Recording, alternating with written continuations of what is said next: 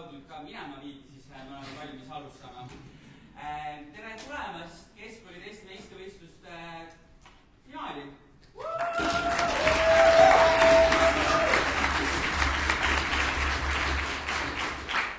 Finaalis läheb vastamisi kaks suurepärast tiimi, meil on jaataval poolel võistkond Nexus, suur aplaus neile!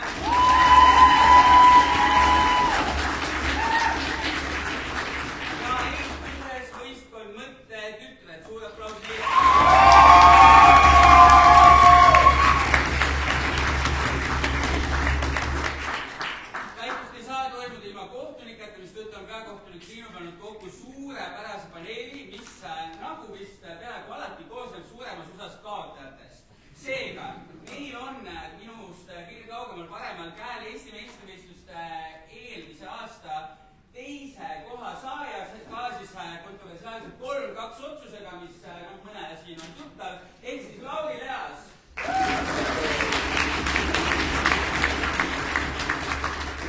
Minust kohe paremal asub siis teine liige selle suurepärasest teise koha saavutanud tiimist, kes nagu ka Lauri siis samamoodi kaotas ja sai selle teise koha, Heiki Viisimaa.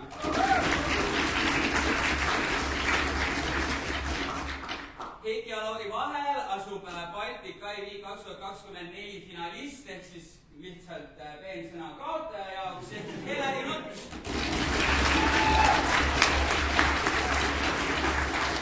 Mina olen loomulikult kaotaja par excellence, mina olen 3-kordne poolfinalist selle sama ürituste sarjale, Maku. Minust vasakul käel istub neiu, kes küll tahtis, kui ma ütleksin siin peenemaid asju ka, aga olgem ausad, kui sa breigid Vutsil, siis sa ikkagi tegelikult kaotasid Vutsil. Ja ta on kaotanud ka siin samas, ehk siis ta on olnud finalist ühel aastal, kõigest finalist, Triinu Jõgi.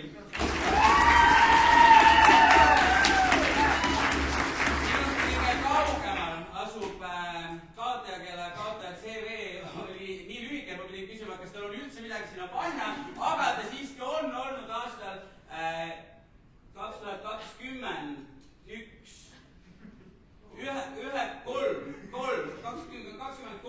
ühekordne poolfinalist.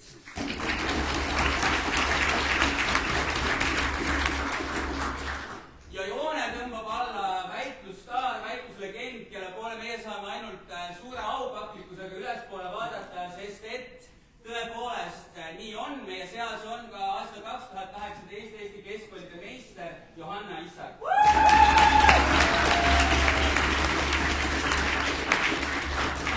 Ma hea meelega räägitasin endast ja meister pikemalt, aga ajakavalistel põhjustel me peame siiski asuma selle väitluse juurde, mis rõõmustab mõnda, kurastab teist. Küll aga reeglid on siis samad, ma loodan, et väitlejad on need kõik selgeks saanud, aega võtab Lauri telefon. Ilma pikema jututa me võime teha otsa lahti selle finaaliga. Esimest kõnet tuleb andma poiss, on ta nimi Kaur, on ta nimi Kaspar, keegi ei tea, aga ta on kaasa võtnud tiimi nime, ehk siis palun Nexus teie esimene kõneleja.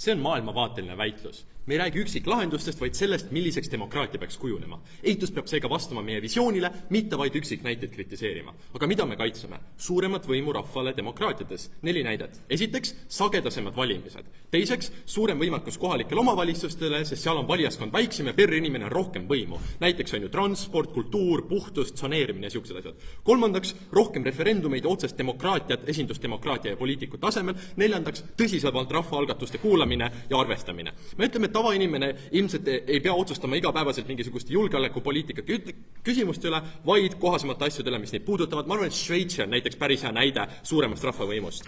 Esimene argument siis, paremad ja kiiremad otsused.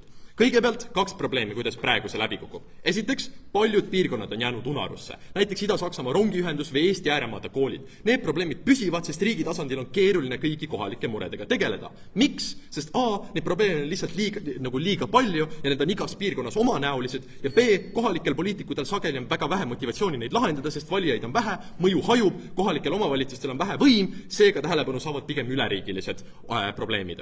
Teiseks, teine probleem, valimised on harva. Enamasti ainult 24 aasta tagant ja igapäevased otsused tehakse ilma inimesteta. See muudab poliitika kaugeks ja võõraks. Need 2 asja on loonud olukorra, kus ei usuta, et süsteem hoolib sinust, et hääletamine toob lahendust ja et on võimalik elada paremat elu. 3 viisi nüüd, 3 selget viisi, kuidas rohkem rahvavõimu tähendab paremaid otsuseid ja tugevamat sidepoliitikaga. Esiteks, vastutus. Kui inimesed saavad ise otsustada, mida ja kuidas teha, siis kaasneb sellega ka reaalne vastutus. Ja vastutus muudab mõtlemist. Inimesed ei vali enam ainult seda, mis kõlab hästi, nad hakkavad mõtlema sellele, mis ka toimib. Nad otsivad loovaid, praktilisi ja kestlikke lahendusi. Miks? Sest nad elavad nende otsuste keskel. Nad näevad tagajärgi kohe, mitte alles aastaid hiljem Exceli tabelis või valimistulemuste kaudu. Kui otsust ei toimi, siis nad tunnevad seda isiklikult. Iga päev. Just see vahetu tagasiside loob motivatsiooni mõelda tõsiselt, arutada sisuliselt ja pingutada paremate tulemuste nimel. See kõik tekitab loomuliku surve teha paremaid otsuseid, mitte ainult reageerida probleemidele, vaid ka neid ennetada. Ja just see sisemine vastutus on kvaliteetse ja kiire otsustamise alus. Teiseks, rahval on parem taju kui poliitikul. Poliitik ei saa teada iga spordiala reegleid, vaadata kõiki uusi Eesti filme ega tunda iga piirkonna ajalugu. Otsustamine on tihti liiga kaugel probleemi allikast. Poliitikud Toompeal ei tunne Käbiküla muresid, aga elanik seal teab täpselt, mis vajab parandamist. Otsustavad need, kes probleemi ise kogevad, sünnivad täpsemad ja kiiremad lahendused, sest kohalik tunneb oma vajadusi, reageerib parem ja ennetab kulukaid vigu, sest kus viga need laita, seal tule ja aita, eks ole. Kolmandaks, paindlikkus ja kiirus. Tänapäeva maailm muutub kiiresti ja seega kliima, tehnoloogia ja majandus ei oota aeglasi süsteeme, sest otsused peavad sündima enne, kui probleemid paisuvad kriisideks. Kui juhtimine on tsentraliseeritud, liiguvad mured läbi aeglase bürokraatia. Kohalik probleem peab ronima mitme astme võrra üles, enne kui lahendusi üldse arutama hakatakse. Pealegi poliitikud Toompeal ei pruugi mõista probleemi pakilisust tolles piirkonnas, enne kui on liiga hilja. Aga kui otsustamisõigus on rahva käes ja kohalikul tasandil, siis toimub reageerimine sealsamas ja kiiresti, sest inimesed tunnetavad probleemi varakult. Just seepärast suutis Hollandi rannikuala tõusva mere vastu kiiresti kaitsemeetmeid rakendada, nad ei pidanud ootama keskvalitsuse otsust. 3 lihtsat, kuid selget mõju. Esiteks, paremad otsused. Kui linnaplaneeringud otsustab keegi, kes ise elab sotsiaalmajas, sünnib lahendus, mis on praktiline, mitte lihtsalt Exceli arvutus, sest ta vastutab lahenduse eest ja tajub probleemi paremini. See tähendab väiksemat poliitikate läbikukkumist, vähem raisatud ressursse ja suuremat legitiimsust. Teiseks, kui inimesed ei pea ootama 4 aastat valimisi, saab tegutseda kohe ja see on tohutult oluline, sest ajaga sageli probleemid süvenevad ja on kulukam lahendada ja mõnikord lihtsalt enam ei saagi, on liiga hilja. Kolmandaks, kui inimesed tunnevad, et nende hääl loeb, tekib kontrollitunne ja väärikus. See parandab vaimset heaolu, mis omakorda vähendab sotsiaalset pinget ja kurnatust. See on päris mõju, millega eitus peab tegelema ja paneel peab otsustamise ajal kaaluma.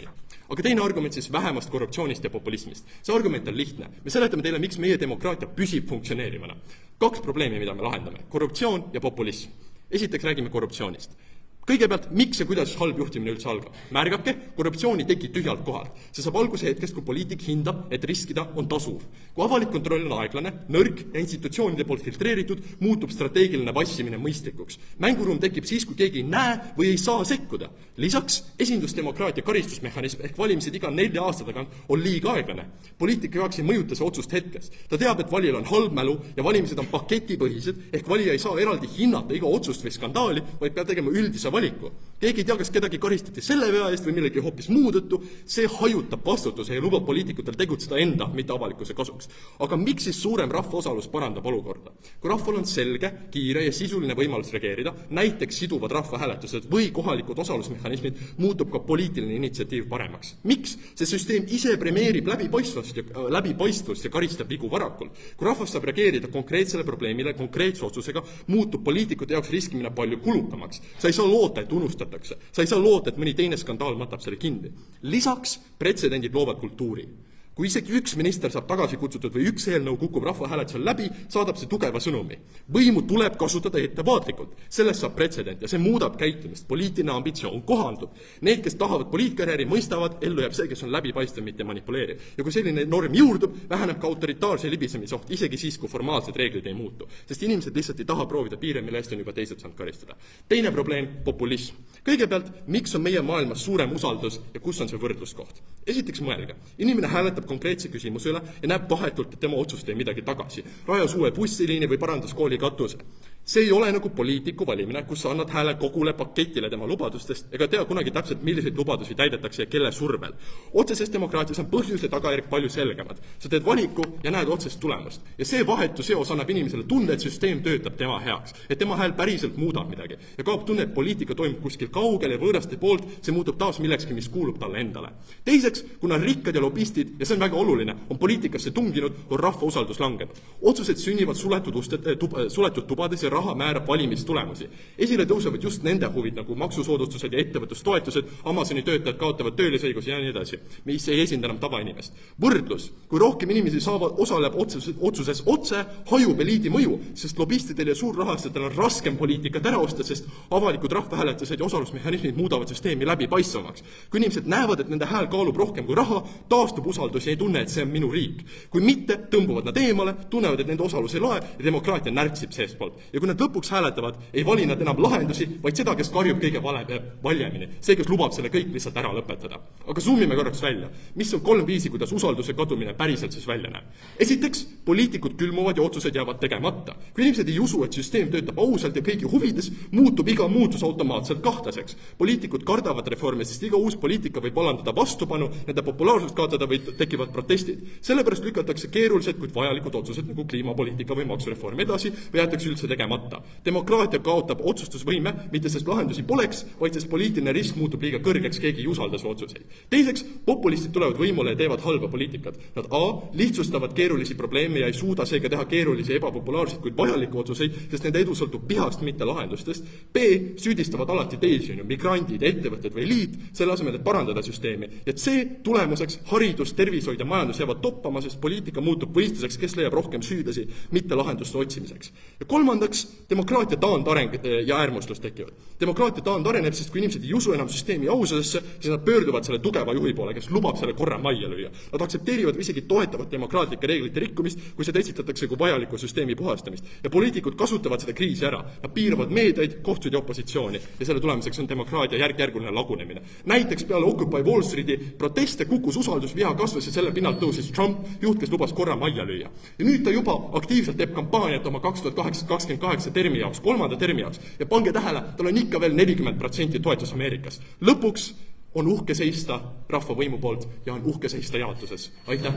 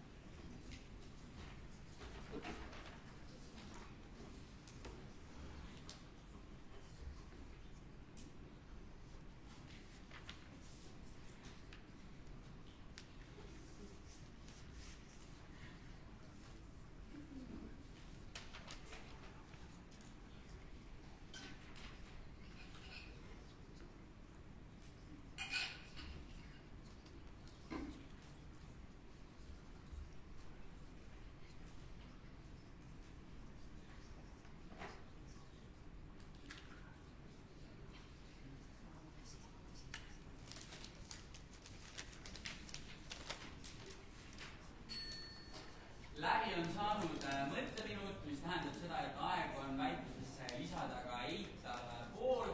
Tartu au ja uhkus tuleb nüüd kaitsma Adeli eitavust võistkonnast.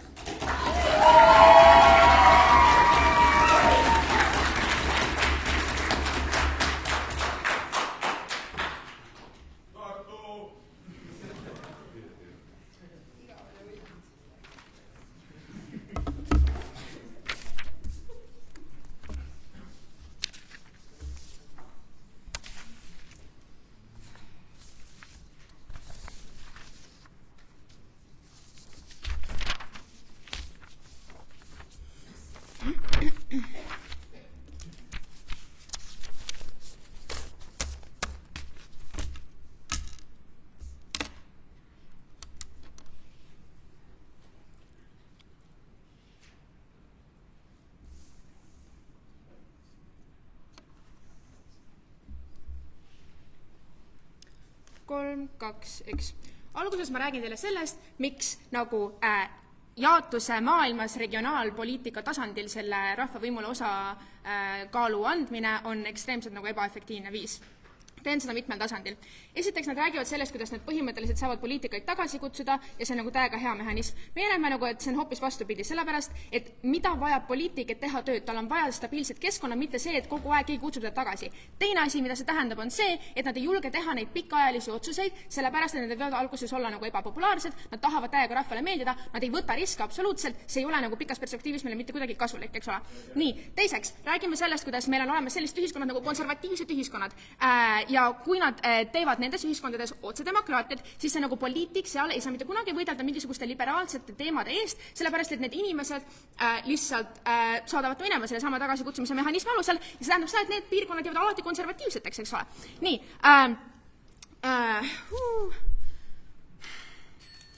räägime esimesest tasandist. See plaan on ülihalb, sest et see ei too nagu jaotusele neid kasusid, sellepärast, et hääletamas käib ikkagi ainult see eliit, sellepärast, et sellel eliidil on need teadmised ja oskused. Teised inimesed, neil lähe validama, neil ei ole seda nagu piisavat teadmisi, nad ei ole kursis poliitmaastiku, keskmine inimene, ta teeb nagu päevas väga palju asju, ta ei osale poliitilises arutelus, eks ole, tal ei ole sellest lihtsalt aega. Teine tasand, see on halb, sellepärast, et see viib demokraatliku protsessi nagu fookuse keskmiselt kodanikult eliidile. Nagu pigem tõmbab inimest valima need asjad, mida nad ei taha. Kui me paneme sinna rahvareferendumile mingisuguse küsimuse ja nagu kui rahvas ühiskonnas on alati nagu motiveeritum minna ja ütlema midagi, kui tal miski väga-väga närvi käib. See tähendab seda, et sellel nagu regionaaltasandil mitte keegi ei taha tuuleparki nagu in their backyard, eks ole, see tähendab seda, et eituse maailmas pole mitte kunagi seda innovatsiooni, sellepärast, et mitte keegi ei taha seda, eks ole. Nii, lisaks palun märkame seda, et meil juba eksisteerivad sellised asjad nagu kaasaeelarve Tartus, kus kohalikud literaali saavad öelda ja anda oma panuse sinna ja tehakse midagi, mis neid siis mõjutab sellel kohalikul tasandil. Lisaks viimaseks, kui me mida rohkem anda nagu rahvale maitsta seda osalusdemokraatiat, eks ole, seda rohkem normaliseeritud see on nagu otse demokraatia ühiskondades. Seda enam tahab rahvas nagu selle mehaanika läbi asju otsustada, seda enam nad tahavad neid referendumid, see tähendab seda, et tulevikus neid hakatakse rohkem tegelema ja see tähendab seda, et tulevikus need referendumid on nagu väga võimalikud olema selliste teemade üle, mis on nagu actually väga olulised, mis tähendab seda, et nagu me seame ohtu ja küsimuse alla nagu vähemuste õigused näiteks, eks ole. Nii, ja me ei taha neid asju referendumil otsustada. Ei, nii. Liigun edasi meie kaasuse juurde. Tuleb tunnistada, et esindusdemokraatia on nagu mitmete vigadega süsteem, aga nagu me leiame, et see on praeguses maailmas nagu parim, mis meil on, sellepärast, et see on kõikides riikides, kus kraanist tulev joogivesi on actually joodav. Eituse poole pealt me kaitseme üldsõnalist staatuskohad ehk esindusdemokraatiat kui sellist ehk süsteemi, kus rahvas otse ei saa hääletada peaaegu mitte millegile või saab seda teha nagu väga vähestes küsimustes. Meie hinnangul on Eesti selles osas nagu väga hea näide toimivast demokraatlikust süsteemist. Eituse põhiseisukohaks on see, et rahvavõimu suurendamine demokraatias oleks fundamentaalselt halb mõte ning tooks endaga kaasa mitmeid nagu väga suuri kahjusid. Seletame oma kaasusest lahti, mis on otsedemokraatia suurendamise peamised murekohad ning me näitame ka ära, kuidas esindusdemokraatia meid nende ohtude eest tegelikult siis kaitseb, eks ole. Lisaks sellele me tahame toonitada, et jaotuse koorem siin väitluses on kaitsta süsteemi, kus rahvavõim otsedemokraatlikus plaanis riivab küsimusi, mis puudutavad ühiskondlikke vähemusi. Kui otsedemokraatia puudutab ainult seda, kes on millistel tingimustel saab nagu nende regionaalpoliitika mingi Pärnu maakonnas paadiga sõita, ei ole see andnud rahvale nagu eriti palju võimu. Nad teevad seda mingisugusel üliväiksel tasandi, palun vaatame suuremat pilti, eks ole.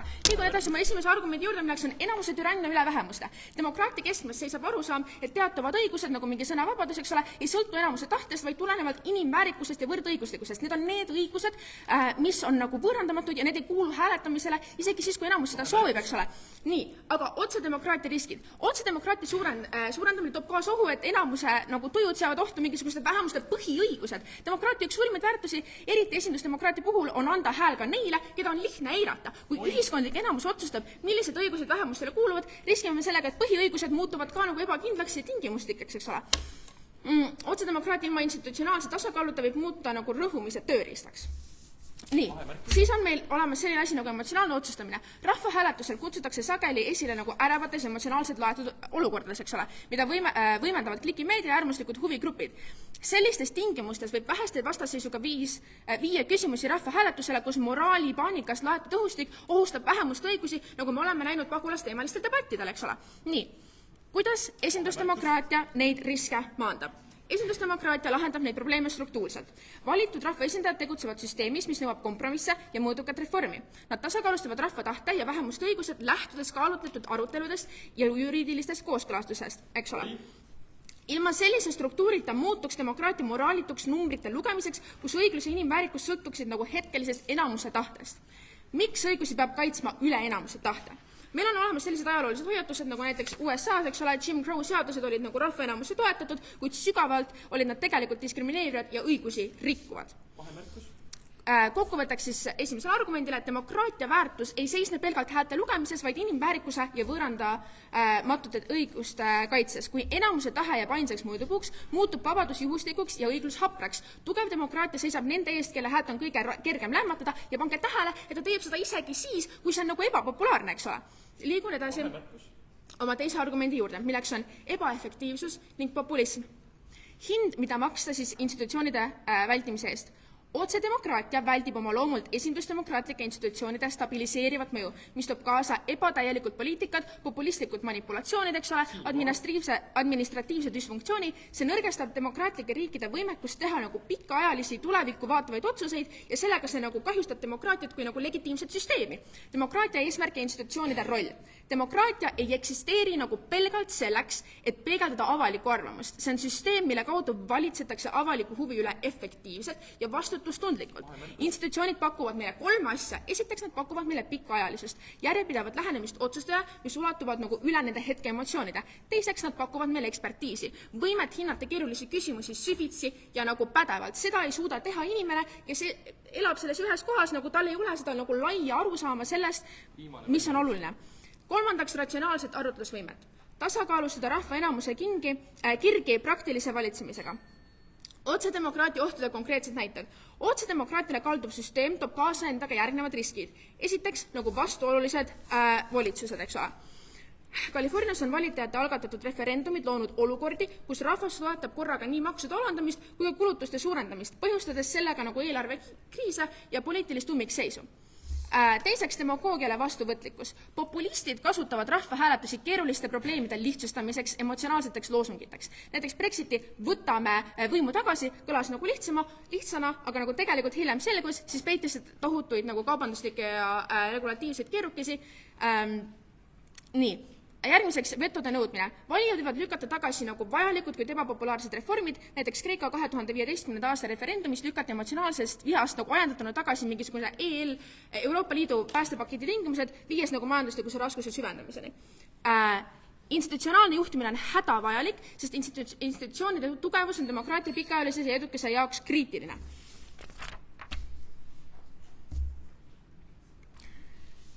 Otsedemokraatia lubadus kõlab magusalt, kuid tegelikult külvab ta ka kaost, lõhestab ühiskonda ja halvendab valitsemist. Komplitseeritud maailmas ei saa rahva hetke soove põhitseda absoluutseks tõeks ilma, et selle eest ei maksaks hind. Stabiilsuse, õigluse ja tuleviku väljavaadete hinnaga. Institutsioonid ei ole takistus demokraatiale, institutsioonid on demokraatia garantii, need on see, mis panevad selle toimima. Aitäh teile!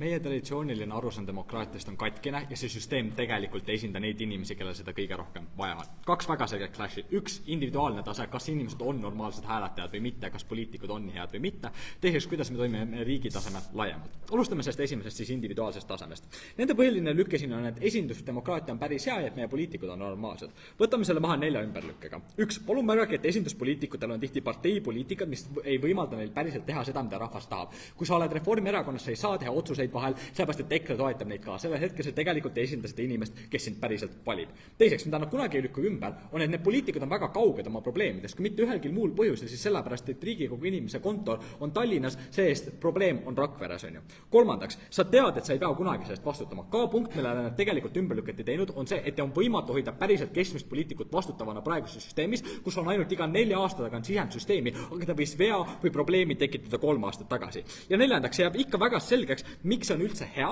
et sul on inimene, kes ei karda asju, et tal on ülimalt suur stabiilsus, on ju. Ja see tuleb nüüd järgmine punkt, mille nad meile tõid. Nad ütlesid meile, poliitikutel on vaja mingit väga suurt stabiilsuse tunnet, et nad saaksid toimida. Aga me ütleme sellele, et 1, ei, neil ei ole vaja alati stabiilsust. Kui su töö on sulle täielikult garanteeritud, siis see on just see hetk, kus sa muutud arvatavasti laisaks või sa ei hooli enam niivõrd, kui sa tead, et sind ei saa töölt eemaldada, see on just see mehhanism, millest me räägime. Aga ka 2 sind lihtsalt eemaldatakse suvalisel hetkel, ei ole eriti realistlik versioon meie kaasusest ka. Riikides, kus on väga tugev demokraatlik osalus, ei ole need, kes lihtsalt võtavad ükshaaval kogu aeg poliitikuid maha, selle jaoks on ka süsteemid. Me olime väga spetsiifiliselt rääkisime, et seda tehakse siis, kui on populism, korruptsioon või väga-väga suur viga on ju. Viimaseks, kui nad ütlesid, et on mingid konservatiivid ja et nemad ei vali kunagi liberaale, siis on okei, kallis paneer, konservatiivsus on ka väga legitiimne poliitiline arvamus. Okei, räägime siis indiviididest meie kohal ja miks ma arvan, et nad on päris normaalsed. Nende ainus asi, miks tavaline indiviid ei oska väga hästi valida enamus teemadel on, et neil ei ole väga palju teadmisi. Meie vastus selle on väga lihtne. Neil enamasti ei olegi neid teadmisi eriti palju vaja, kallis paneer. Kui sa hääletad asjade kohta, mis on sinu kohaliku eluga seotud, ala millist transpordiliine sa tahad, kuidas sa tahad, et su kool välja näeks, mida sa vajad oma kohaliku eluga, sa tahad sulle Selveri toidubussi või mitte,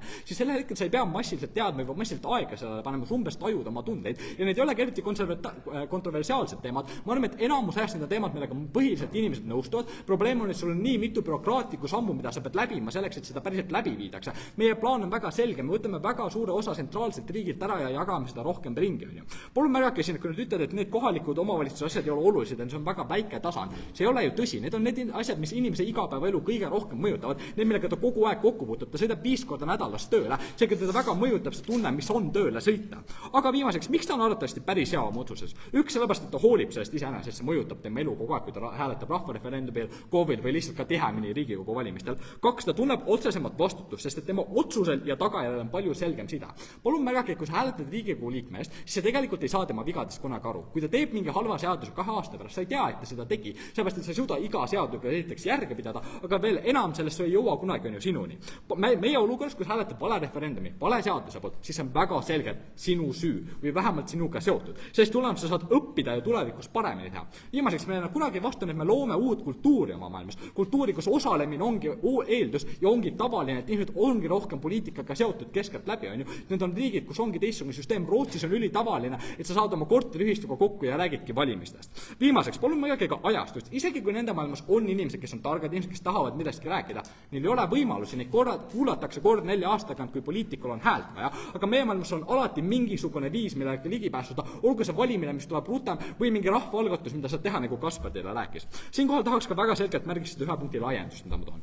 Kallis paneel, praegune süsteem on katki väga mitmel põhjusel, aga üks väga selge on sellest, et väga tihti inimesed ei saa hääletada selle poolt, mis neid päriselt esindab. Miks? Sest et väga paljudes olukordades ei ole tegelikult sinuga ühtuvaid poliitikuid. See näeb välja nagu näiteks, kui sa oled Ida-Saksamaal, sa saad endale rongiteid või et sinu osa riigist jäetakse maha, siis sa pead hääletama AfD poolt, kes on ainus partei, kes sellest olukorrast hoolib. Aga nad on ka padurassistid ja väga immigratsioonivastased. Kui sa ei ole padurassist, siis nende poolt hääletamine on ka sinu isiklike kasude poolt, aga see-eest see on kõigi sinu moraalide vastu. Me ütleme teile, et meie maailmas on see palju parem. Miks see on nii? Sellepärast, et meie maailmas sa saad tihemini hääletada individuaalsete otsuste eest või mingite KOV-ide poolt, mis on parteidest mingil määral eraldatud ja sa saad tihemini mitte olla osa sellest parteisüsteemist, mis on tihtipeale nii toksiline ja sunnib sind tegema otsuseid, mida sa ei taha. See 2 kõige tavalisemat järeldust sellest, mis tulenevad olukorras, kus on ainult 1 partei, kes sinust hoolib, on kas A, poliitiline apaatia, sa lõpetad hääletamises osalemise, sest ei ole ühtegi head valikut, või 2, sa päriselt ka valid seda, keda sa ei taha, et sind esindaks ja siis juhtuvad kõik need vähemuses opresseerimised, millest teile tahavad rääkida. Ma võtan selle poi. Teie maailmas ja kohalikes omavalitsustes hääletatakse mõttetut asjade poolt, nagu näiteks kas ehitada sild või tunnel. Me näeme, et teie maailmas ikkagi eksisteerivad see esindus ja see partei poliitika, kes teevad neid radikaalseid otsuseid. Ma ei saa aru, kallis paneel, kas see on siis parem, kui selliseid asju otsustab Riigikogu või mingi suurem nagu menetlussüsteem, kellel on rohkem võimu. Me tahamegi võtta palju ebaolulisi asju, millega praegu teised organid teevad ära ja panna neid kohalikumale tasemele, et nemad saaksid sellega tegeleda. Aga ka me ei arva, et need on eriti mõttetud asjad. Ma arvan, et sild võib inimese elu päris palju muuta.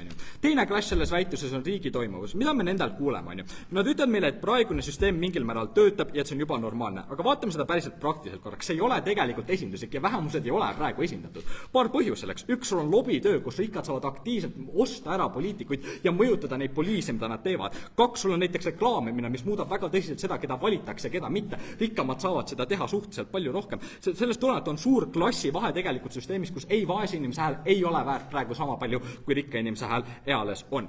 Aga me ütleme, et see on veel enam. Ma arvan, et need riigid, millest nad teile räägivad, kus on nagu mingid nüüd hästi palju rahvareferendumeid vähemuste vastu, need on riigid, kus ongi siis enamus inimesi vähemuste vastu, mis hetkel on niikuinii oleks ka valinud poliitikuid, kes on vähemuste vastu, mis hetkel oleks niikuinii olnud vähemuste vastased poliitikat. Seal ei ole mitte mingit vahet selles väitus. Küsimus on pigem, kuidas me neid poliitikuid valime ja mis kontrollmehhanismid meil nende üle on.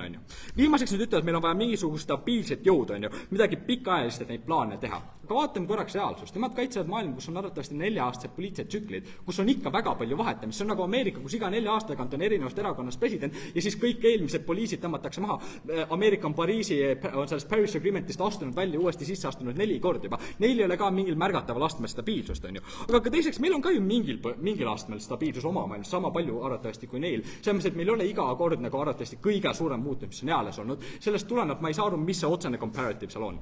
Aga mis on meie kaasus siin ja millele nad tegelikult ei vastanud? Üks, paindlikkus on ülimalt oluline, et me saaksime kiirelt reageerida. Jaapan COVID-i ajal ei suutnud Riigikogus ära otsustada, missuguseid meetmeid nad rakendavad. Sealjuures tõid kohalikud omavalitsused, kes panid ise curfew'd peale inimestele ja tekitasid sotsiaaldistantseerumise. 2, korruptsioon. Palun märgage, 24-tunnises tsüklis tegelikult on korruptsioon ülimalt lihtne, sest sul ei ole otseselt põhjuseid seda mitte teha. Sellepärast, et A, on väga väike võimalus, et see üldse tuleb välja kunagi, sellepärast, et see süsteem on nii segane ja paks, et seda on raske leida. Aga ka B, isegi kui see tuleb välja, mida siin nagu üldse päriselt tehakse. Me ütleme, et see on juba baasastme see, mida me oma maailmas muudame. Sellepärast, et kohe, kui see korruptsioon tuleb välja, on sul meie maailmas võimalik reageerida. Sellel, kui nende maailmas on vaja võtta järgmist valimistsüklit, et näidata, oi, ma olen väga kuri selle peale, et midagi sellist juhtus. Ja viimaseks populism. Kaspar, nemad rääkisid teile populismist, aga nad ei öelnud teile, millest see tuleneb. See oli see, mida Kaspar tegi. Kaspar ütles väga selgelt.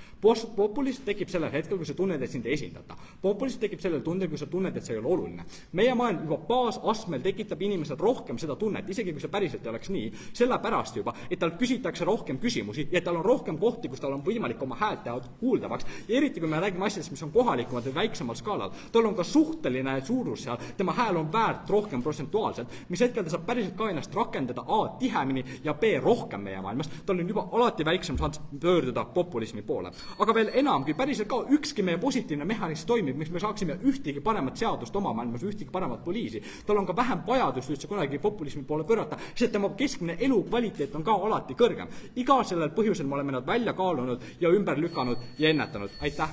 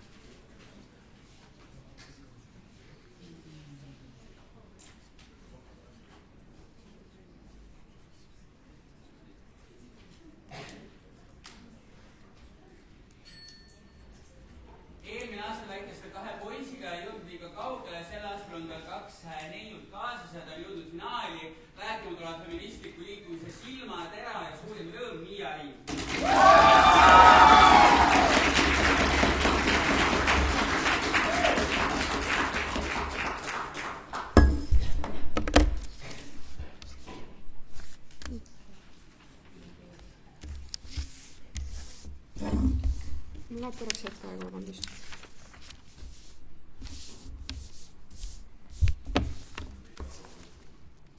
Teine laud peaks siin olema.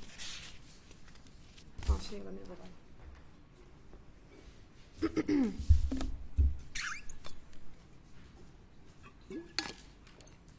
Nii.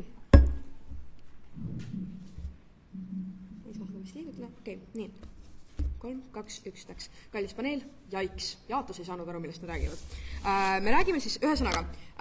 Nad ise ütlevad mitu korda enda kõne jooksul, et inimene saab hakkama lihtsate küsimustega. Aga kas te saate aru sellest, et kui nad ütlevad, et inimene saab hakkama lihtsate küsimustega, siis nad eeldavad, et inimene on rumal. Kas me saame aru sellest, et nende süsteemis need inimesed, kellest nad räägivad, nad ei saa aru, kuidas see kohaliku omavalitsuse asi on seotud päris poliitikaga, päris demokraatiaga. Nad ei oska valida, sest nad ei tee seda linki enda peas ära. Nad ei saa aru sellest, et see demokraatia, see poliitika, kõik need asjad, nad ei saa aru sellest, kuidas see, et nüüd mul on kõnnitee või see, et mul on autotee, on seotud sellega, et nüüd mul on parem esindatus üleüldiselt riigisiseselt. Inimene tahab seda riigisisest esindust, sellepärast et tegelikult ülejäänud mehhanismid on juba olemas, see rahuldus on juba mingil määral kaetud. Rahvast kuulatakse, inimestele ehitatakse sildu, inimestele tehakse nii edasi. Jah, seda võiks teha rohkem, aga las nad teevad seda, et some other point see ei ole seotud absoluutselt selle poliitikaga, see ei ole seotud selle demokraatia mõistmisega. Nad ise ütlevad seda, et see rahvas ei saa sellest aru põhimõtteliselt, on ju. Nii. Ei. Me näeme seda, et nende maailmas see poliitik, keda nüüd hakatakse väidetavalt valima, ehk siis okei, nii. Oletame, et isegi need inimesed saavad sellest aru, need lollid inimesed, keda ise ütlevad, et on lollid, saavad sellest aru. Ja nüüd nad hakkavad neid poliitikuid tagasi saatma. Me näeme, et nad saadavad neid poliitikuid tagasi, sest nad ei ole ikka rahul, sellepärast, et nad näevad, et see süsteem ikkagi ei toeta neid. Nii, mida see teeb poliitikuga? Poliitik on ärev, poliitik ei saa teha suuri valikuid, poliitik peab tegema suuri valikuid, aga kui poliitik teeb suure valiku, siis ta lükatakse tagasi. Suur otsus, näiteks mingisugune abieluvõrdsuse küsimus või hetkel rohkem ei tule, ma veits närvis, on ju. Point on selles, et neid otsuseid on vaja teha, sest iga suur otsus viib mingisuguse arenguni ja kui nii ei toimu arengut, siis inimene ei saa rääkida demokraatiast, sest et demokraatia on lõppeesmärk on see, et inimesed oleksid enam-vähem rahul, eks ole, on ju. Kui nad ei tee mingisugust arengut, siis inimesed ei ole enam-vähem rahul. Me ei näe, kuidas see sild või see aed või see puu aitab inimestel päriselt jõuda selle rahuloluni, eks ole, on ju. Nii, Kaspar, ütle midagi. Paneel, väiksemad piirkonnad jäävad eituse maailmas tähelepanuta, sest poliitikutel on kasulikum panna piiratud ressurss sinna, kus on rohkem valimaid. Aitäh sulle, Kaspar. Mul on vastus sellele, ma jõuan selleni.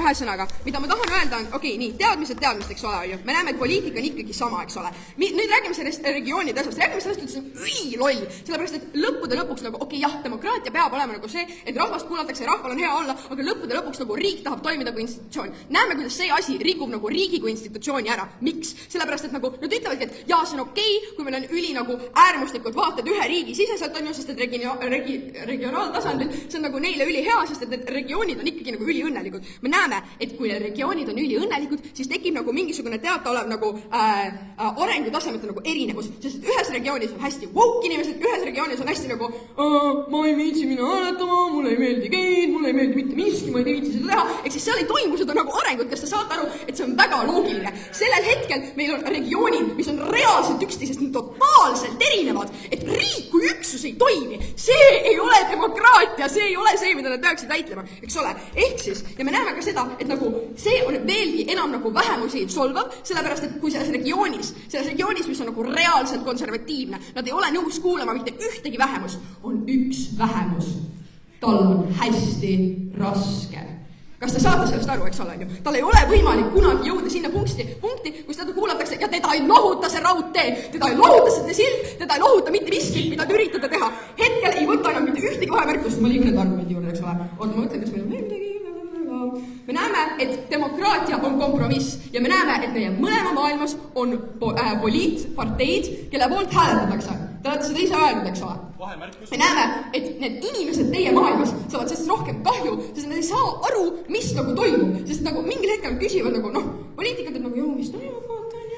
Ja siis poliitik ütleb, et teil on ju sild, vaata, me lahendasime selle probleemi ära. Te piirate absoluutselt igasuguse arengu ja te ei arenda neid inimesi ka, kes teie maailmas sellest aru ei saa, te ei paku neile mingisuguseid võimalusi, te ei paku neile võimalust saada targast, te ei paku neile mitte midagi, meie pakume neile vähemalt selle, et neil on võimalik näha poliitikut, see poliitik on võimeline sinna tulema, sellepärast et tal ei ole nagu ärev, ta saab aru, et ta saab sinna nagu kandideerida, kui on nagu nõudlus, siis on ka nagu jõud, eks ole.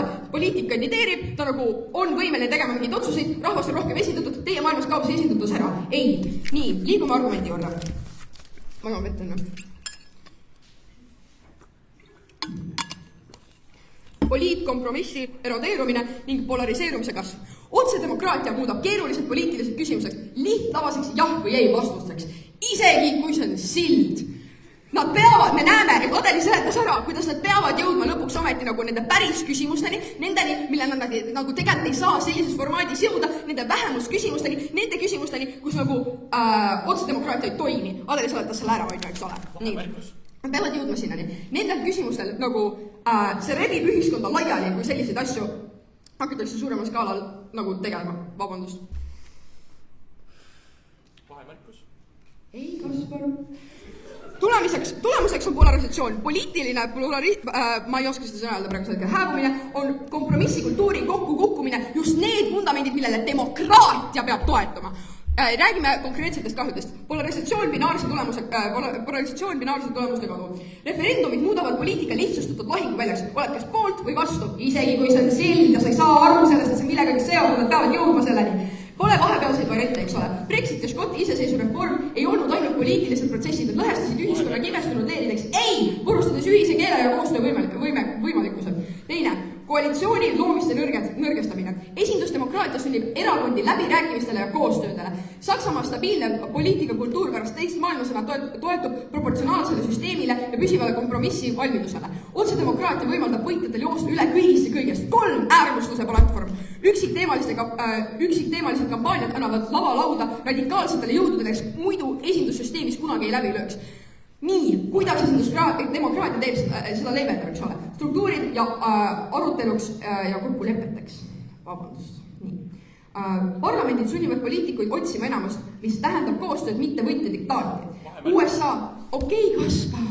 Kui poliitik on nii kaugel probleemi allikast, et ta ei tea isegi, kui palju on piima hind, siis kuidas ta teab? Aitäh, Kaspar. Teie maailmas see poliitik on ikka sama loll, sellepärast, et ta ei julge isegi olla poliitik, ta ei lähe poliitikuks, ta ei hakka kunagi poliitikaga tegelema, sellepärast, et kui ta läheks poliitikuks ja tegeleks selliste asjadega, siis teda ei valitaks, ta hääletatakse tagasi. Kui poliitik tegeleks nagu teiste asjadega, siis ta ka probably hääletatakse tagasi, et saate seda teha, eks ole. Nii.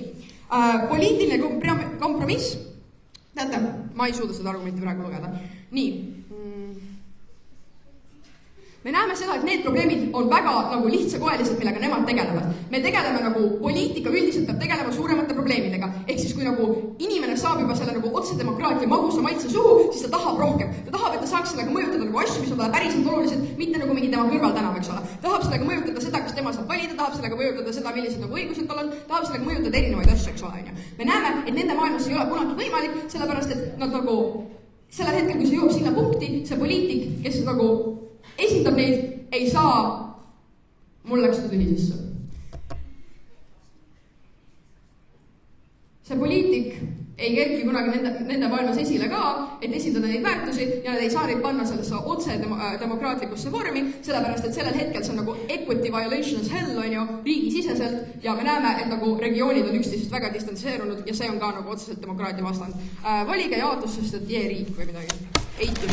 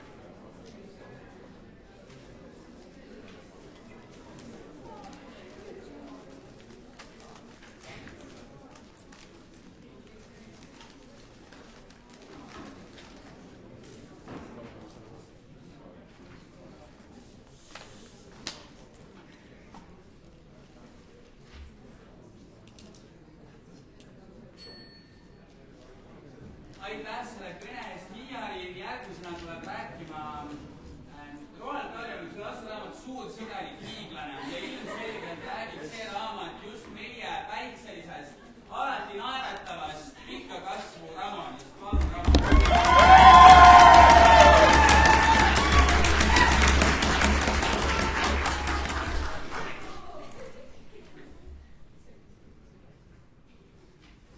Kolm, kaks, üks. Paneel, mu küsimus heitlusel on see, mis on võrdlus.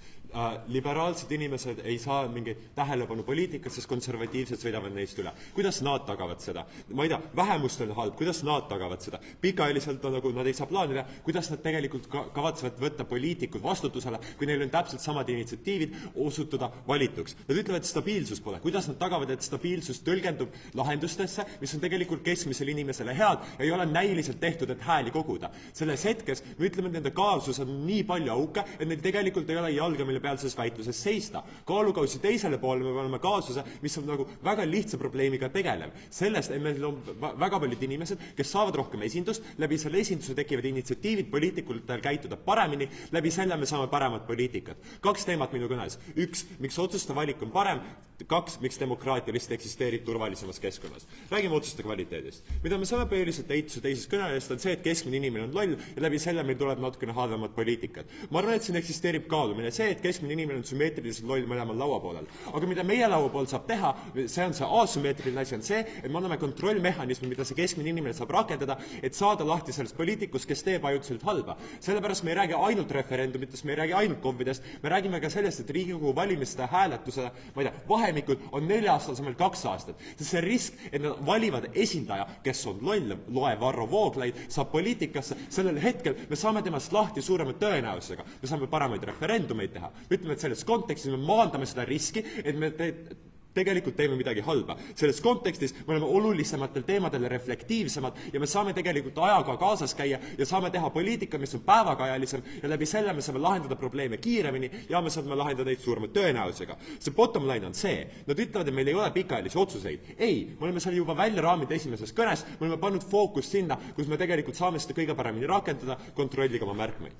Aga räägime tegelikult sellest nagu päris kaalumispunktidest. Me ütleme, kui nad mitte kunagi ei tegele selle usalduspunktiga, nad ei saa ka öelda, et nende maailmas ei teki populiste. Me ütleme, et see suur oht praeguses poliitsüsteemis on see, et inimesed tunnevad, et kõik on nagu tahaplaanile jäetud esindajate taha. Meie maailmas sul on käega katsutavad mõjud, mida sa saad sellest, et sa võib-olla lähed referendumile, saad mingit sorti aktiivset tagasisidet ja sa näed, et midagi poliitsüsteemis juhtub. Selles kontekstis inimesed võtavad suurema initsiatiivi ennast harida. Nad käivad rohkem valimist, nad arutavad rohkem. Meil on korduvalt olnud mehhanisme sellest, kuidas me saame maandada ja mitigeerida paljusid ohte sellest, et ma ei tea, inimesed teevad valesi otsuseid. Selles kontekstis nad ei saa küll öelda, et neil on sama usaldus, sest nad ei tõesta mitte kunagi ära. Ja nende kaasus langeb sellepärast, et nad ilmselt lähevad palju pimesemini valima, valivad esindajaid, kes ei pruugi olla sama head ja läbi selle konteksti me kaotame suure osa koostööd, me kaotame suure osa panusest ja meil on vähem neid halbu narratiive.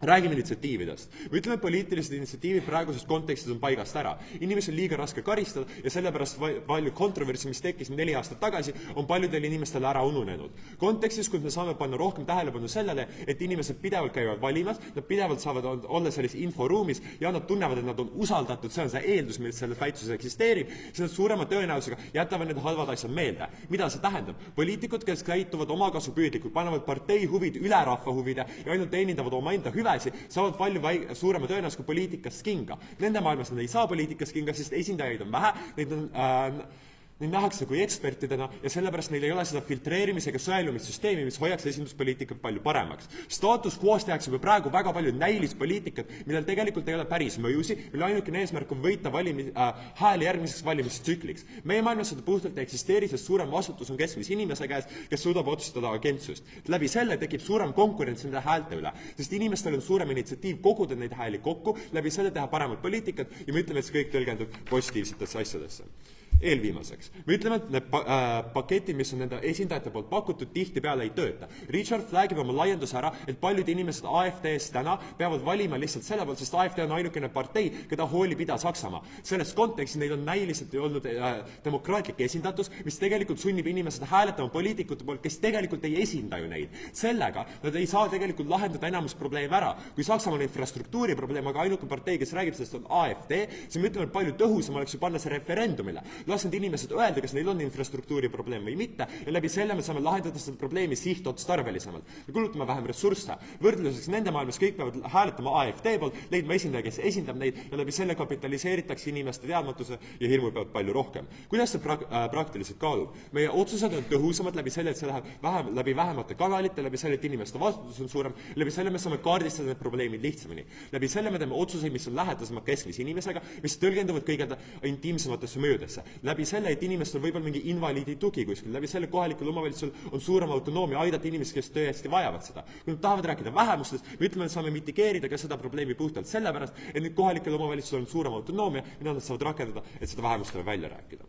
Räägime vähemustest. Ma arvan, et see punkt on väga auklik üldse selles väitluses. Nad mitte kunagi ei tõesta ära, mis on nende lahendus, nad mitte kunagi ei tõesta ära, miks inimesed sallivad vähemusi nii vähe, et nad praeguses olukorras ainult hääletavad antivähemuspoliitika poolt, nad ei tõesta mitte kunagi ära, miks esindajaid hoolib see nii palju. Aga see võrdlus, miks meie maailmas on vähemus paremas olukorras, on see, et poliitikud, kes tihti kasutavad viha vähemuste vastu, ongi need esindajad, kes eksisteerivad, ma ei tea, šarmikuse, karisma ja populismi peal. Sest need on inimesed, kes tavaliselt kampeenivad omaenda identiteedi, mitte oma poliitika peal. Inimesed, kes ütlevad, et ma ei tea, vähemused võtavad su riigi üle, et meil on su töökohad on ära varastatud. Tihtipeale need on inimesed, kes eksisteerivad puhtalt retoorika peal, mis tähendab, et neil on väga suur oht, et paljud nende esindajad ei kasuta tegelikult päris poliitilisi võtmeid, vaid lihtsalt eksisteerivad ja müüvad valesid ja müüte inimestele, millest nad haaravad kaasa. Meie maailmas, kuna esindajate osakaal on väiksem, sa saad vähem tulu sellise asja eest ja me saame karistada neid või kontrollida ja filtreerida neid inimesi poliitikast suurema tõenäosusega välja. Selles kontekstis vähemus on turvaline meie laua poolel, sest tal on vähem populistlik või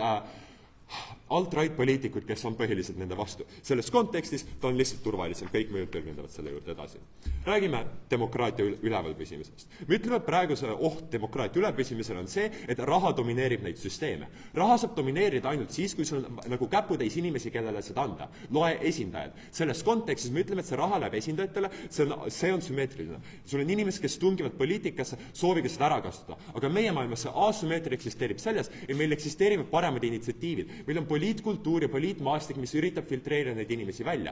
Kui sa saad karistatud palju suurema tõenäosusega ja paljud inimesed käituvad altruistlikumalt, asi, mida Kaspar Flägis teile esimeses kõnes välja, mis tegelikult vastuseid ei saanud. Mis tähendab, et need initsiatiivid on tegelikult hea tahe reeglite juurde palju suuremas kooskõlas. See tähendab, et lobitöö ja üldse töölisklassi ärakasutamine on palju vähem efektiivsem. Halvad agendid, kes teevad nagu firmad, kes teevad omakasu püüdlikku poliitikat, et rohkem kasumit teenida inimhüve arvel, saavad vähem agentsuspoliitikas ainult meie maailm, sest nad ei saa tegelikult mõjutada reforme. Nad ei saa mõjutada mitte midagi muud peale selle, kas, ma ei tea, esindaja teeb midagi. Kui nad tahavad selle materjaliga engage ida, siis me ütleme, et nad missisid selle võimaluse juba ära, sest kolmandas oleks liiga hilja panna terve see mekka alla.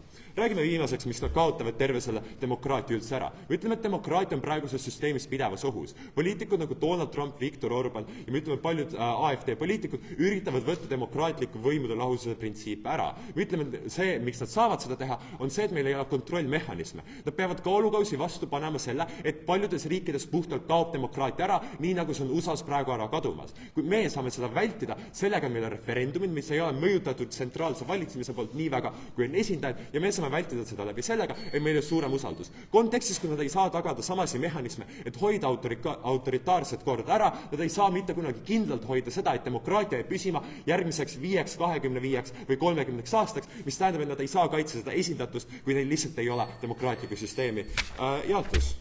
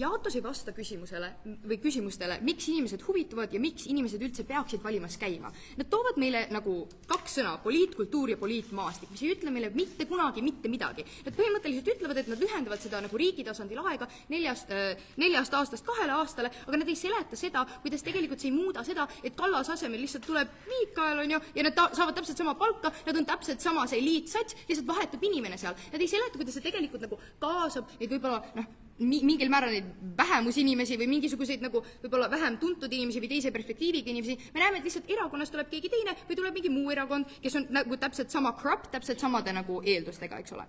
Okei, mida ma teen siis siin kõnes? Ma räägiksin üle 3 peamist punkti. Esiteks üksikisiku tasand ja see võimutunnetus, mis meil siis on või ei ole, siis populism ja siis viimaks demokraatia laius nii regionaaltasemel kui ka siis üldtasemel ehk riigi tasemel. Olgu, räägime siis sellest üksikisikust, on ju.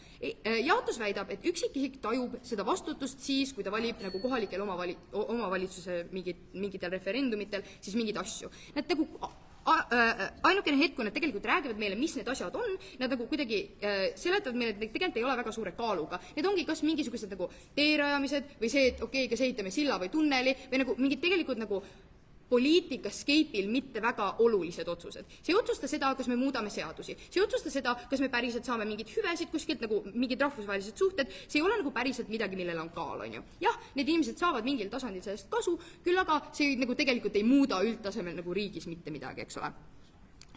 Nii.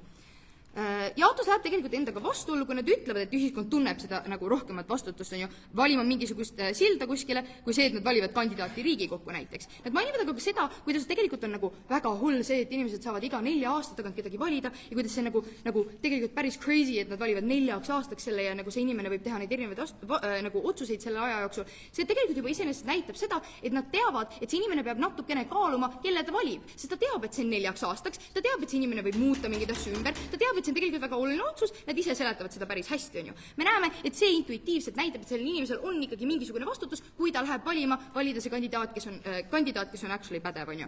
Me näeme, et kui me vaatame nagu, meil on oluline vaadata, kes see keskmine inimene on ju. Keskmine inimene ei huvitu poliitikast. Keskmine inimene käib tööl, võib-olla tal on pere ja tal on enda kohustused, on ju. Me näeme, et kui ta niikuinii ei lähe valima iga 4 aasta tagant, siis ta ei hakka käima nendel kohalikel omavalitsuse referendumitel. Nagu Adeli tegelikult enne seletus oma esimeses kõnes, inimesed lähevad valima siis, kui midagi on väga-väga halvasti. Siis, kui ma ei tea, see tulepark või mis iganes asi on su aias, on ju, või siis midagi on halvasti, üleuputus, mida iganes, mingid sellised nagu extreme probleemid. Alles siis see inimene võtab selle aja, et võib-olla minna oma lapsele hiljem järgi, minna täita see ballot ära või mida iganes, e-riik võib-olla mingi internetis, on ju, ja siis ta läheb oma lapsele järgi. Ta ei teeks seda siis, kui ta saab valida, kas see on sild või tunnel. Jah, see võib olla innovatiivne, aga sellest ei ole tegelikult kasu ja me näeme, et suur osa populatsioonist tegelikult ei võtaks sellest osa, on ju. Nii. Ei. Me näeme, et tegelikult ise kategoriseerivad ka selle inimese kui kellegi, kes pole nagu väärt kaasata suures skaalas mingisse poliitikasse, eks ole. Need ise räägivad sellest, kuidas ta on nagu rumal, kuidas nagu me põhimõtteliselt loome selle valiku talle, et lihtsalt nagu luua see fake demokraatia, et tal oleks nagu midagi teha, on ju. Me näeme, et sellega me saame jõuda siin teise punkti, mis ongi see populism. Me näeme, et nad pakuvad inimesele nagu neid võimalusi, aga nad ise ütlevad, et selle pole kaalu. Nad ise ütlevad, et see on ainult selleks, et luua inimestele see tunne, et nad osalevad demokraatias. See reaalselt demokraatia washing. See on täpselt see, et nad õhutavad sellega seda, et nad tegelikult ei kaasa neid olulistes asjades. Nad kaasavad neid ainult nendes asjades, kus ei saa väga midagi valesti minna. See, kui ehitatakse sild või tunnel, tegelikult taaskord ei mõjuta mingeid suuri asju, see nagu, nad ei saa seda kaasatust sealt nagu olulisel tasemel, kus nagu on näha see, et nad on inimene ja nende hääl loeb nendes olulistes küsimustes, on ju. Me näeme, et nagu, mida nad teevad, nad proovivad veelgi rohkem tegelikult eemaldada seda rahvast nendest olulistest küsimustest, sest nad loovad selle nagu bandage nagu situatsiooni, kus me laseme neil mingeid neid asju teha, samal ajal tegelikult on väga soodne populistidel üles tulla, sest nad ju kontrollivad seda nagu päriselt neid olulisi asju. Nagu nad loovad selle süsteemi, et rahvas saaks üldiselt kuidagi nii-öelda demokraatias osaleda, aga neid olulisi otsuseid teeb ikka see eliitsats. Nad on terve see aeg nagu nõustunud, et nagu neid otsuseid teeb alati nagu päriselt see Riigikogu, päriselt valitsus, neid olulisi otsuseid ei tee need inimesed, eks ole. Me näeme, et see mõju on see, et inimesed võõranduvad poliitikast veelgi rohkem, ehk nagu selles mehhanismis on viga, eks ole. Nii. Ei. Okei. Aga räägime siis demokraatia nagu laiusest Okei. Me vaatame siis, kui me vaatame regionaaltasandit, me näeme, et taaskord ma rõhutan üle, need otsused on mõttetud. Need ei hari neid kodanikke, need ei too neid kuidagi sellesse poliitikasse sisse. Ei. Me näeme, et nagu nendel ei ole mingisugust kaalu, eks ole. Me näeme, et need otsused ja selline demokraatia tegelikult ei ühenda riiki, vaid eraldab riigi osa, nagu Miia Rein teile rääkis. Me näeme, et kui mingid spetsiifilisi otsuseid tehakse mingis spetsiifilises nagu regionaalalal, on ju, me näeme, et see ju kuidagi ei kaasa seda üldist nagu riigi osalust, eks ole. Nad ei tee tegelikult nagu suuri otsuseid konstantselt nagu riigi tasandil. Nad teevad seda mingit otsust, millel pole kaalu enda nagu piirkonnas ja ta nagu jah, sellega võib tekkida ka mingisugused nagu äärmuslikud kollektiivid, sellega võib tekkida lihtsalt see, et sa ei tea, mis ülejäänud riigis toimub, see on nagu see, et sul tegelikult ei ole väga, öelda midagi, mis nagu muudes kohtades toimub, on ju, me näeme, et see ei too rahvast ja riiki ühtsemaks, see pigem eraldab neid, on ju. Nii. Lisaks me oleme maininud seda, et regionaaltasandil ei osale palju inimesi. Inimesed ei viitsi käia seal iganädalaselt, igakuiselt, mida iganes, nad pigem teevad omi kohustusi ja las need muud nagu, asjad nagu tulevad sinna kohale, eks ole, need sillad või arendused või mis iganes. Nii, ei. Nii. Me näeme, et üldtasemel see on täpselt see, et nagu riigi asjades need inimesed ikkagi ei ole kaasatud. Nad üritavad seletada meile seda, et kui nüüd iga 2 aasta tagant need inimesed nagu peavad valima kedagi, et nüüd see, et nad osalevad seal kohaliku omavalitsuse valimistel, see kuidagi soodustab seda, et esiteks nad läheksid sinna valima seda nagu presidenti või valitsust või, presidenti ei saa, sorry, nagu Riigikogu näiteks, on ju. Ja siis teiseks nad ütlevad seda, et nad oleks kuidagi nagu rohkem haritud sellel alal, et nad kuidagi oskaks seda otsust paremini teha, eks ole. Okei, jah. Otsese demokraatia puhul on valimisaktiivsus vähem oluline. Kui inimene ei lähe referendumile, siis selle tagajärg polegi tema jaoks ilmselt oluline. See on ainult üks küsimus. Aga kui usaldus teie maailmas kaob, siis jääb 1000 küsimust langemata. Aktiivsuse kaob on teie maailmas palju hullem. Okei, ma ei saa aru, mida, nagu, tore, et teie jaoks pole oluline, et inimesed siis teie referendumite käivad, on ju. Ma ei saa sellest väga aru, sest et see on see kogu mehhanism nagu standib sellel, et need inimesed läheks sinna kohalikule omavalitsusele valimisel, on ju. Nad arendaksid seda, mis seal toimub. Nad oleksid kuidagi kaasatud sellesse situatsiooni, et nad oleksid pädevamad valima nagu muudes kohtades, mis on olulisemad. Te ei seleta seda ära, te praegu ütlete ka, need inimesed ei osale seal. Me ütleme, et nagu, jah, nagu esindusdemokraatias ka tohutult palju inimesi ei osale, aga seda saab arendada teistmoodi. Seda saab arendada läbi mingisugust nagu üldhariduse. Seda saab arendada läbi selle, et nagu seda ei pea, nagu see, mida teie teete, lihtsalt ei ole efektiivne. On teisi mooduseid, kuidas seda teha, te lihtsalt nagu, seal pole seda linki, eks ole. Nii. Me näeme, et üldtasemel te ei muuda midagi, sest et võimule sinna Riigikokku või valitsusse läheb ikka keegi jõukas, ikka keegi, kes on sealt eliitsatsist, kes on ilus, kes on jõukas, kes on võib-olla saanud sinna läbi mingite muude meetmete. Me näeme, et need inimesed ei mõjuta kuidagi seda otsust. Me näeme, et nad tõenäoliselt ei lähe muutma seda, mis seal toimub. Me näeme, et nad tõenäoliselt ongi kodus, nad tegelevad enda asjadega. Heal juhul võib-olla harukordselt nad osalevad selles, aga sellel ei ole kasu, sellel ei ole riigi tasandil mingit mõju ja see kuidagi ei muuda demokraatiat. See on fake võim, mida neile antakse, see pole päriselt nagu pädev, see ei muuda selles süsteemis mitte midagi. Aitäh!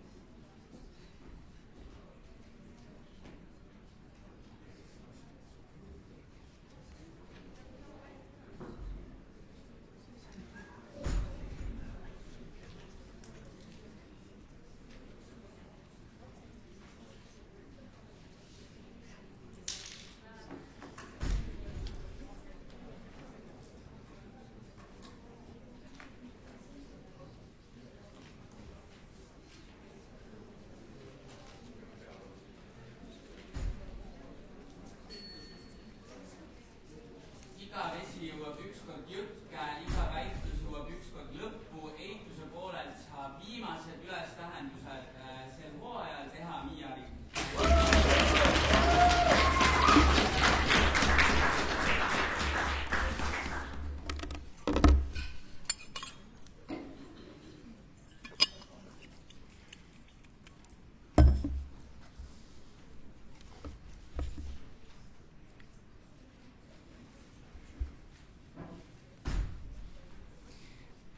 Kolm, kaks, üks.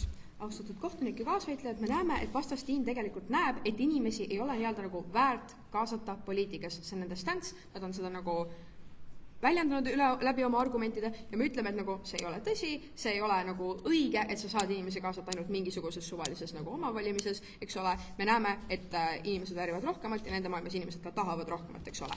Nii. Mis toimub siis nende maailmas veel? Nad teevad niimoodi, et neil on võimalik minna valima esiteks 4 aasta taguse ajavahelt tihedamini ja teiseks sul on võimalik kutsuda tagasi poliitikuid. Me näeme, et rahvas selles olukorras nagu ei saa aru, mida nad peavad tegema. Sellepärast, et isegi kui see rahvas on mees mõlemas maailmas sama rumal, siis meie maailmas tal on aega 4 aastat, et mõelda ümber, 4 aastat, et otsustada, 4 aastat, et analüüsida. Neil on nagu vähem, mis tähendab, et nende otsused on vähem läbimõeldud. Kui nad ütlevad, et see on nagu 3 aastat, siis nagu veidi low impact, eks ole, kui nad ütlevad, et see on veel tihedamini, siis nagu halloo, neil ei ole aega, et läbi mõelda, nad ei saa isegi analüüsida seda asja. Näeme ka seda, et nagu inimestel nad ei suuda nagu sellel hetkel, kui need poliitikud hakkavad vahetuma tihedamini, sellepärast, et keegi on nagu, ei ole rahul, kas see siis olgu nagu konservatiivne nagu üldsus mingisuguse nagu liberaalsema inimesega või liberaalne üldsus konservatiivse inimesega, see tagasikutsumine ja see nagu väljaasendamine võtab ülipalju aega ja see aeglustab seda nagu süsteemi. See ajab jällegi seda valijat veel rohkem segadusse, sest et tema ei saa aru, et nagu, mis nüüd toimub, tema ei oska oma nagu otsust baseeruda mitte millelgi nagu reaalselt, sest et kogu aeg mingisugune vahetus toimub ja see tähendab, et nagu, nende maailmas valimisaktiivsus väheneb, sellepärast et inimesed ei viitsi enam valida, nad näevad, et nende häälel ei ole mõju, nad ei oska selle üle mõelda, nad ei saa sellest aru. Räägime sellest nagu omavalitsusest ka. Nad ütlevad, et nagu see kohalik omavalitsus nagu näitab nendele inimestele, et nüüd te olete osa nagu demokraatiast. Keskmine inimene ei saa sellest aru, sellepärast, et ta lihtsalt naudib neid hüvesi või ta läheb sinna hääletama, kui miski on nagu väga-väga pekkis, mida me oleme iga kõne jooksul öelnud, on ju. Nii, kui isegi inimesed lähevad sinna hääletama ja mingisugune hea asi sealt tuleb, siis see ei ole inimese jaoks, kes kõnnib tänaval seotud demokraatiaga. Tema ikkagi see inimene, kes nende maailmas ei lähe seda kohaliku omavalitsuse asja rääkima, nagu hääletama, ta nagu lihtsalt naudib seda hüve, tal on võib-olla tore olla, aga ta ei ole toonud seda mehhanismi kõikide kõnede jooksul ülitark tiim, eks ole, miks see on seotud selle nagu demokraatiaga, miks see, et ma naudin seda hüve, on päriselt seotud sellega, et nagu ma nüüd elan paremas maailmas, eks ole, on ju. Nii. Ja noh, ilmselgelt, kui sa nagu nende mehaanika järgi nagu oled piisavalt nagu fine, et hääletada nende asjade poolt, siis sa ei tee seda nagu ühendust ka ära, eks ole, on ju. Nii. Ülitore, et meil on see omavalitsuse asi, on ju, võib-olla need asjad on seal, võib-olla need asjad ei ole seal, või ütleme, et pigem ei ole, sellepärast, et inimesed ei hakka nende poolt enam hääletama, sest ühel hetkel on nagu repetitive ja igavad ja nagu valijal hakkab igav, ta ei lähe sinna enam tagasi, see on pointless ja nagu need positiivsed kasvud, näiteks nagu kui tee on katki, tee tehakse korda nagu I'm sorry, nagu omavalitsus juba tegeleb sellega. Nagu see on see, mis see on, eks ole. Nii, nende nagu maailmas ei, minnes tagasi selle poliitmaastiku juurde, nende maailmas ei teki nagu seda innovatsiooni ja nende regioonid on ikkagi üksteisest väga-väga eraldunud, sellepärast et regioonisiseselt tuleb ühel hetkel, need omavalitsuse küsimused hakkavad ühel hetkel kindlasti lahendama neid nagu poliitilisi küsimusi ja see tähendab seda, et iga regioon eraldub üksteisest nagu poliitilises nagu aspektis. See tähendab seda, et neil nagu riiklikul tasandil ei ole võimalikult suurt nagu ühtsust, inimesed ei saa üksteisest hästi aru ja see nõrgendab demokraatiat. Ehk siis me oleme ära tõestanud, et neil ei ole parem demokraatia, nende väikesest omavalitsuse asjast ei ole mitte mingisugust kasu, inimesed ei näe seda kasu isegi, kui see seal on ja isegi, kui inimesed kattivad sealt mingit släkki ja kasutavad neid asju, nad ei saa aru, miks nad seda väärivad, nad ei saa aru, kuidas see on seotud poliitikaga ja nad tegelikult ei ole mõistlikumad valijad. Lisaks sellele, seesama ebamõistlik valija ei oska nagu õigel hetkel tagasi kutsuda seda inimest poliitikast või kui see inimene on tagasi kutsutud, ta ei oska seda õigesti analüüsida. Kõikide nendele põhjustel palige palun eitus.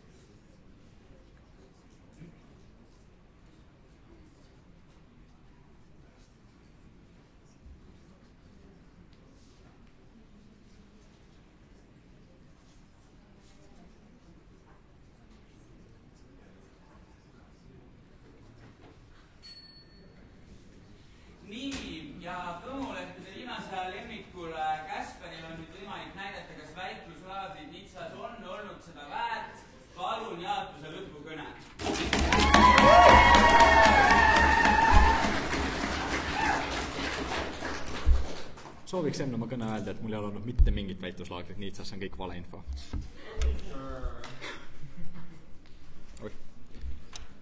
Kallis paneel, väitlusid võidetakse võrdlusel ja kaalumisel. Sul on vaja, ükskõik kui halvad meiega ei oleks, kui nad ei tõesta ühtegi viisi, miks nad on paremad, siis sellel hetkel nad ei saa seda väitlust võita. Okei, võtame 4 sammu läbi, mille ma arvan, et see väitlus läbi mängib. 1. Nende kogu kaasuse eeldus on, et praegune süsteem või et need süsteemid, mida nemad kaitsevad, päriselt ka toimivad. Palun mägegi, Kaspar oma kõige esimeses kõnes juba ütles, miks ei ole nii ja miks kunagi vähemused ega ka keskmine inimene ei ole nende maailmas esindatud. Sest rahal on meeletu poliitiline võim. On väga palju süsteeme läbi, mille saab oma võimu hoida, olgu see gerrymandering või lobbying, mis hetkel juba baasastmel nende kogu eeldus on vale ja kuna nad ei ole sellele mitte ühtegi ümber lükata teinud, nad ei saa seda väitlust võita. See põhjus, miks me siinkohal oleme juba paremad nendest võrdlusel, on selles, et kui meil on rohkem rahvareferendumeid, meil on rohkem kohti, mis lähevad kõrvale sellest katkisest korruptiivsest poliitsüsteemist, kus on korrupteerunud poliitikud ja sellel hetkel rahvas saab paremini esindada omaenda huve. Teiseks, miks need esinduspoliitikud ei ole eriti head selles süsteemis? Kallis paneel, 1, neid tihti võitakse karisma järgi, mitte nende kompetentsuse järgi. 2, nad on oma probleemides kauged, nad on toonud 4 kõne jooksul 0 mehhanismi, kuidas tegelikult keskmine poliitik saab aru, mida on vaja inimesel, kes elab neist väga kaugel või milline on vaesem inimese elu, kui nemad saavad väga kena palka, on ju. 3, nad ei pea vastutama, nad on toonud 0 mehhanismi, kuidas ühtegi poliitikud hoitakse päriselt vastutavana oma otsuste eest, kui on meediatsükkel, mis juba lükkab edasi, alati on uus draama, mida järgida, me kõik scrollime TikToki, on ju, ja sellel hetkel sa tegelikult ei tea 3 aasta pärast, mida keegi tegi 3 aastat tagasi. Ja viimaseks sul on massiline kogus parteipoliitikat, mis takistab su otsuste tegemist. Palun märgake, et ka siin on meil võrdlus, sest jah, meie maailmas on need samad poliitikud Riigikogus, see on kõik tõsi. Aga 2 olulist vahet. 1, isegi kui sul on parteipoliitikad asjad, siis tihti meil on asjad, mis me saame ära võtta sealt, kus praegu on parteipoliitika mängus ja lihtsalt lasta rahval ise sellega tegeleda või kohalikul omavalitsusel sellega tegeleda, kus juhtub väiksemal tasemel, millele nad ei ole kunagi vastanud tegelikult. Aga ka 2, meil on palju paremad kontrollimehhanism nendele poliitikutele, isegi kui nad on lollid, isegi kui juhtub, et me valisime kõige valema inimese maailmas, siis me saame ta pärast 2 aastat, mitte pärast 4 ära võtta või me saame teha rahvareferendumi kunagi varem. Ja siinkohal nende kogu kaasus selle kohta, et me võtame kogu aeg poliitikuid ära, on lihtsalt toogvissel, mida nad ütlevad teile, aga selle taga ei ole tegelikult seletust, kallis panel. See me ütleme, et see on ebarealistlik, et sa ei saa tavaliselt inimesi kokku seda tegema ja nad tahavad kogu aeg poliitikuid ära võtta ja sellest on 0 näidet päris elus, kus see niimoodi toimiks ja see ei ole praktiline seda kunagi teha ja me räägime spetsiifiliselt inimeste äravõtmisest korruptsiooni ja populismi olukordades. 4, miks tavainimene on päris legitiimne neid otsuseid ikkagi langetama? Sest see ei ole lihtsalt, et on ainult kultuur. Ta ise väga hoolib sellest, et ta tahab seda teha, sest see otseselt mõjutab elu. Eriti kui me räägime nendest kohalikest asjadest, mis nende arust on ülimalt ebaolulised, siis need on need, mis sinu igapäevaelu moodustavad ja moondavad seda elu, milles sa elad ja seda keskkonda. Aga ka lisaks sellele, see kultuur on päris tõsine, kui sul on juba riigis eeldus, et sa pead osalema poliitikas, et sa pead mingil määral tihemini osalema ja natuke rohkem teadma, siis inimesed teavad rohkem ja uurivad rohkem ja loevad uudiseid rohkem, et paremini sellega toime tulla. Sellele baasmehhanismile neil ei ole ümberlüket. Nende ainus vastus siin on, et inimesed ei osale referendumitel. Aga sellel on meil Poi ja ka kõnes vastus. Mis siis, kui nad ühel referendumil ei osale? See on okei, kui tallinlane ei taha silda ehitada Rakveresse või ei hooli piisavalt, et minna referendumile, sest see on üks ebaoluline otsus. Ma arvan, et inimesed peavad hääletama siis, kui see on nende jaoks oluline, siis ta ka hoolib, et päriselt tulla toime sellega, mis seal toimub, on ju. Palju hullem on see, mis on nende maailmas, see võrdlus, mille me teime välja, mis on, et kui nemad on apaatsed, siis nad lihtsalt ei hääleta poliitiku poolt, mis hetke juhtub asi nagu Ameerikas, kus rohkem inimesi ei hääletanud, kui hääletas kas Trumpi või Hillary poolt. Viimaseks vaatame mingeid praktilisi kasusid ka korruptsiooni ja populismi juures, on ju. Ma arvan, et siin on väga oluline. See tekib see, et kus usud, et sinust ei hoolita ja sa arvad, et sinust ei hoolita, kui sa saad lihtsalt vähem oma häält väljendada ja sul on vähem olukordi, kus sind kuulatakse. Me ütleme, et juba baasastmel arvates, et meie inimesi päriselt kuulatakse, kui nad hääletavad, aga isegi kui neid ei kuulata, see oli even if analüüs, mitte et me ütlesime, et neid ei kuulata, siis isegi kui neid ei kuulata, nad vähemalt tajuvad, et neid kuulatakse rohkem ja sellel on ikka positiivsed mõjud kaalukausis, on ju. Sest kallis paneel, kõik teevad vigu mõlemal poolel maailma. Aga see võrdlus siin on see, et nende maailmas sa ei saa oma vea tagajärjest kunagi aru. Sest sa tegelikult ei pane kokku seda, et see, et sa tema poolt hääletasid, on see põhjus, miks mingi seadus, kes sa ei tea, kes selle seaduse lõi, on nüüd eksistentsis ja et sinu elu on halvem. Aga meie maailmas, kus on otsesem side selle poliitikaga, sa saab päriselt ajas areneda ja teha paremaid otsuseid pikas plaanis, mis tähendab, et meie poliitilisüsteem on alati parem. Halvimal juhul me võtame Trumpi ära pärast 100 päeva, mitte 4 aastat. Aitäh!